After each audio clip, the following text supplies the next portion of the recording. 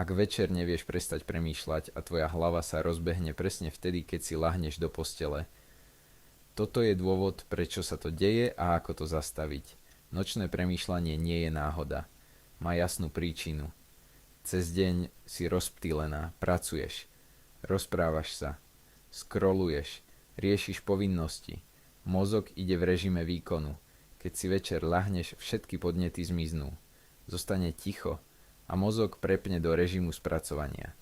Nevyriešené veci vyplávajú. Nedopovedané rozhovory sa vracajú. Strach sa zosilní. Ticho nezvyšuje úzkosť. Ticho ju odhaľuje. Mozog je nastavený na prežitie. Keď nemá vonkajšie podnety, začne hľadať hrozby vo vnútri. Čo ak sa niečo pokazí? Čo ak som urobila chybu? Čo ak niečo nezvládnem? Premýšľanie je pokus o kontrolu. Mozog si myslí, že ak bude analyzovať dostatočne dlho, zabráni bolesti. Lenže o polnoci nevznikajú riešenia, v noci je mozog viac emocionálny než racionálny. Preto sa malé problémy zdajú obrovské. Ako to zastaviť? Najprv prestaň bojovať so spánkom. Čím viac sa snažíš zaspať, tým väčší tlak vytváraš. Tlak zvyšuje napätie. Napätie blokuje spánok.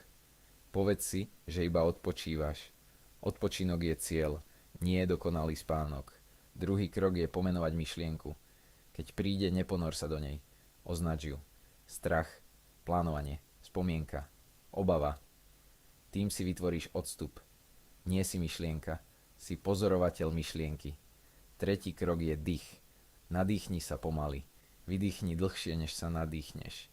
Dlhý výdych aktivuje upokojenie nervového systému.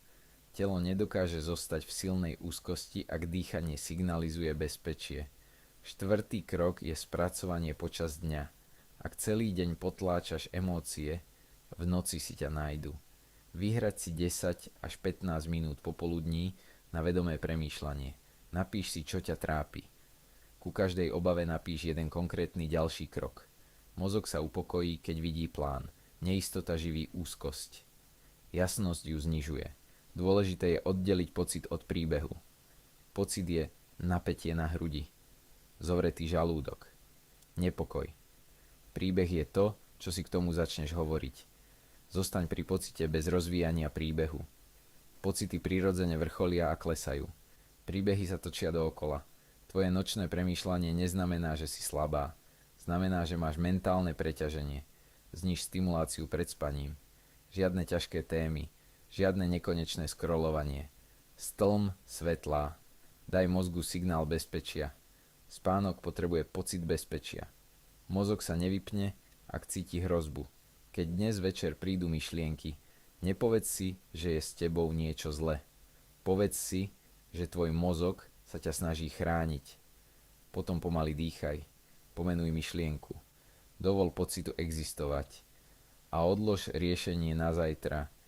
Myšlienky nie sú fakty. Sú to mentálne udalosti. Prídu, zostanú a odídu.